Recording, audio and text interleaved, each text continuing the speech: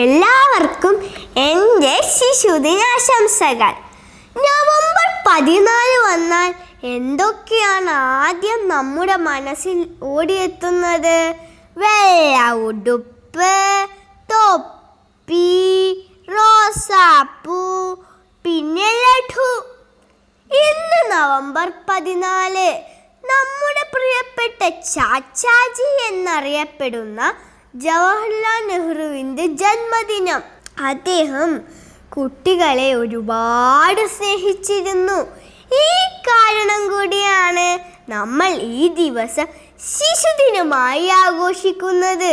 അദ്ദേഹത്തെ ഓർക്കുമ്പോൾ എൻ്റെ മനസ്സിൽ ആദ്യം ഓടിയെത്തുന്നത് അദ്ദേഹത്തിൻ്റെ പ്രിയപ്പെട്ട റോസാപ്പൂവല്ല, മറിച്ച് അദ്ദേഹം നമുക്ക് തന്ന ഒരു വലിയ സമ്മാനത്തെ കുറിച്ചാണ്.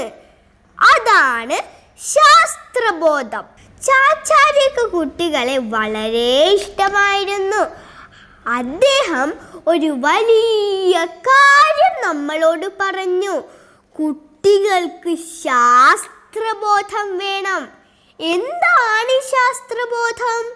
അതായത് നമ്മൾ ഈ ദിവസം വെറുതെ ആഘോഷിച്ച് നടക്കാൻ മാത്രമുള്ളതല്ല, നെഹ്റുവിൻ്റെ ആശയങ്ങളെ കുറിച്ച് മനസ്സിലാക്കണം.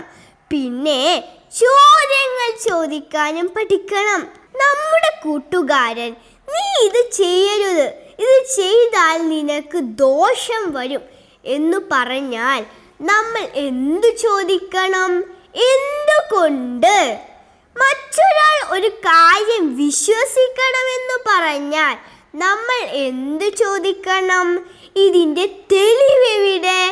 പരീക്ഷയിൽ മാർക്ക് കുറഞ്ഞാൽ ഇതെൻ്റെ വിധിയാണ് എന്ന് വിശ്വസിക്കുന്നതിന് പകരം ഞാൻ എവിടെയാണ് തെറ്റിച്ചത് എന്ന് സ്വയം ചോദിക്കുന്നതാണ് ശാസ്ത്രബോധം. ചാച്ചാജിക്ക് ഒരു വലിയ സ്വപ്നമുണ്ടായിരുന്നു.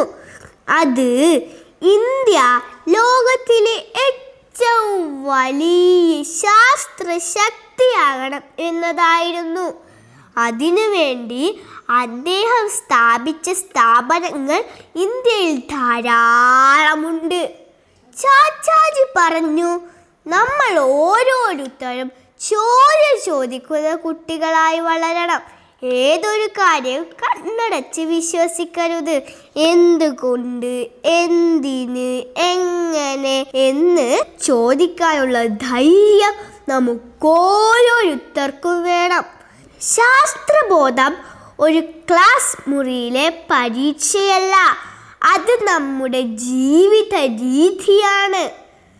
പുതിയ കാര്യങ്ങൾ പഠിക്കാനും തെറ്റായ കാര്യങ്ങൾ തിരുത്താനും നമ്മുടെ സമൂഹത്തെ കൂടുതൽ മെച്ചപ്പെടുത്താനും ഈ ശാസ്ത്രബോധം നമ്മെ സഹായിക്കും.